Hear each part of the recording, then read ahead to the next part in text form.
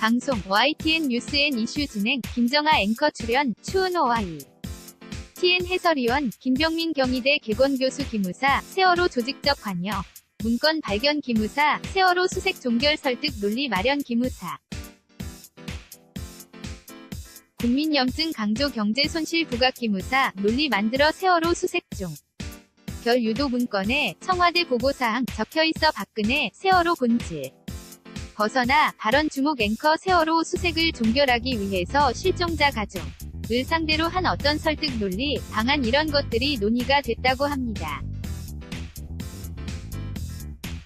인터뷰 6가지 설득 논리 그리고 3가지 설득 방안을 개발했다는 얘기가 나오고 있는데요. 지금 보이고 있는 것처럼 다수의 국민이 세월호 사건의 염증을 느끼고 있다. 그리고 추가 실종자에 대한 발견 가능성이 희박하다 등에 대한 논리, 이건 아마 박근혜 정부에서 시간이 지나고 나서 이와 같은 얘기를 했기 때문에 박근혜 정부가 얘기하고 있었던 이 같은 논리에 대한 개발의 시초가 기무사가 한 일이 맞는 건지 이런 논란에 쌓이고 있는 거고요. 기무사령부가 군내 조직으로서 이와 같은 상황 속에서 위대한 대응 논리들을 모색하고 문건을 작성한다는 건 애당초의 조직의 활동과도 맞지 않는 상황이기 때문에 도대체 왜 이런 일들이 일어나게 된 건지, 그리고 이러한 문건을 작성하기 위해서는 누군가가 지시를 했기 때문에 작성이 이뤄졌을 거거든요. 그 지시를 하게 된 최초의 지시자를 찾아내는 것이 가장 중요한 일이 아닌가 생각됩니다. 앵커 지금 지적해주신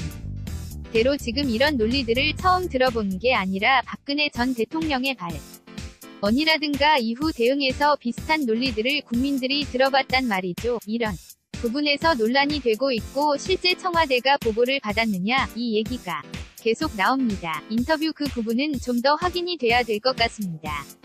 과연 대통령이 기무사령관 독대를 정례적으로 해왔는가라는 부분도 아직 명확하게 드러난 부분들은 없고요. 과거에 보면 노무현 전 대통령 때는 기무사령관을 만나지를 않았던, 독대를 하지 않았던 것으로 제가 알고 있는 이명박 전 대통령 때부터 대통령의 기무사령관 독대가 정례적은 아니라도 부활됐다라고 하는 그런 주장들도 상당히 있어요. 그것이 박근혜 전 대통령 때까지도 진행됐을 가능성도 있고요. 그리고 세월호 건에 대한 보고서는 당시의 기무사령관이 이재수 사령관이었을 겁니다. 그리고 작년에 만들어진 그 문건은 조 사령관이었을 텐데 이재수 당시 사령관이 박근혜 전 대통령에게 이 세월호 건을 보고를 했느냐, 이 부분은 앞으로 명확하게 드러나야 되겠지만 이 문건이 작성된 게 2014년 9월로 알려져 있습니다. 그리고 박근혜 전 대통령도 얼마 뒤에 2014년 9월쯤에 국무회의 석상에서 비슷한 주장을,